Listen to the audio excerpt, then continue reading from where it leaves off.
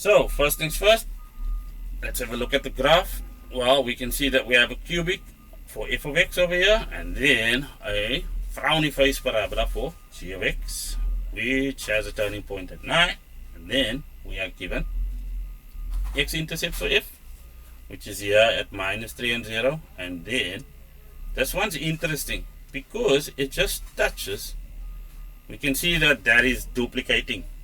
So if we were asked for the factors of f of x, we'd have x minus 3 and another x minus 3, which would be the algebra equivalent of seeing this graph just touching the x-axis, the curve just touching. And then, of course, it has y-intercept and another turning point.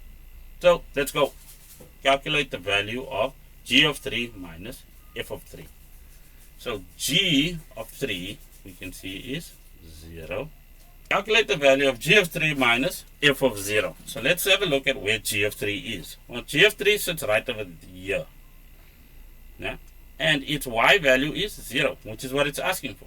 And then f of 0 is going to be wherever f has an x value of 0 and then has a y value of -27. So for a, let's just rewrite that. That's g of 3 minus f of 0.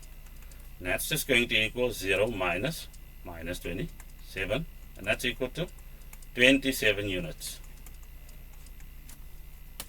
Now, state the common factor of f of x and g of x. So what do they want there? They want a common factor.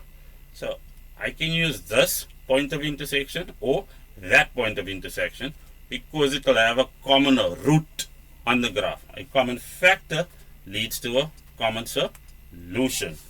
So for b, if I'm going to use this one, it's where x is equal to -3, so that'll be x plus 3. Or I can use this one where we have x is equal to 3 or x minus 3 is the common factor. Either or, doesn't matter.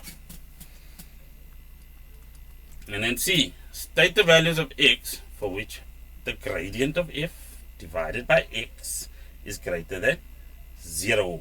So what does that mean? Well, I have to track the gradient of f. And over here, if I go to that side, I can see it's negative. And then between there and there, between the turning points, that gradient becomes positive. And then, of course, our gradient goes negative again. Then for the x values, that is quite simple. If I'm going to the left, the x values are obviously negative. And if I'm going to the right, the gradients are positive, or the x values are positive. So I just need the areas where the quotient, if I divide the gradient by the x value, I get a positive value, something greater than 0. And I can see it's here. So that's -1 and -32. But in any case, I'm interested in the area over there. So it's where x is less than -1. Then I can see, well, over here, I have a positive and a negative value. So that area gives me a negative product. This area gives me a positive product. Now if I move over to the right, I can see from 0 all the way up to 3, I get a positive times a positive. So that means I am sitting between 0 and 3. So that's where that x value sits. And once I go beyond 3, I get a negative times a positive. So these are the only two regions where this statement is true. State the possible restrictions so that g of x has an inverse that is a function. So for that, I'm just going to say d x is greater than 0 or x is less than 0. So I'm just interested in that half or that half. Well, determine the equation of the inverse of g in the form y is equal to, based on your restriction. So let's say we did x is greater than 0 for d. Now remember, for the inverse of g, I am going to need to swap the x's and y's. Now remember, I had this was just going to equal minus x squared plus 9. So x for me is equal to minus y squared plus 9. Now if I do the algebra, transpose the y and transpose the x's, so I'll have y squared is equal to minus x plus 9. Therefore, y is equal to plus minus square root of 9 minus x, or minus x plus 9. But because I chose x is equal to 0, I chose x is greater than 0, so I need y being greater than 0. Therefore, my y is equal to the square root of 9 minus x.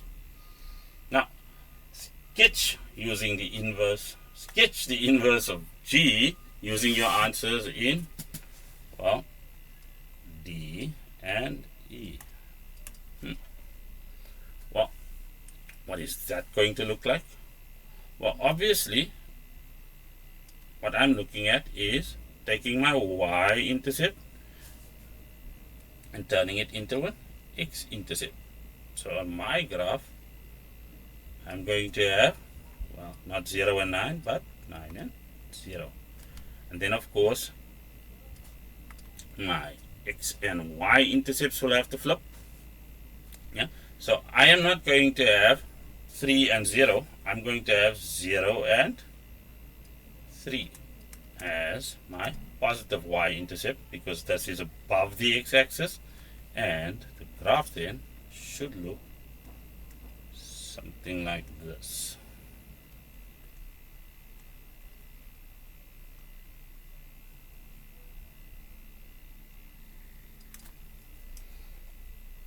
Radio. So there we have the intercepts indicated, and we also have the inverse of g. Right. If f of x is equal to ax cubed plus bx squared plus cx minus 5, and the gradient at any point of x, f of x, well, they're just saying the gradient of f, or the derivative of f, is given by this equation. Find the values of a, b, and c. Now, this, let's just restate it so that it becomes obvious. F of x I can see is equal to 6x squared minus 24. So how does that help us? Let's get f of x in its generalized form. That is going to be 3ax squared plus 2b times x plus c. Now, from this, I can spot, by comparing things, that this, in both of those equations, the thing inside the white lines are the coefficients of x squared. And then, of course, this is my c value. So I have no b value. So by comparison, I can see that 3a is equal to 6. Therefore, a has a value of 2. 2b is equal to 0. Therefore, b is equal to 0. And c is equal to negative 24 as required.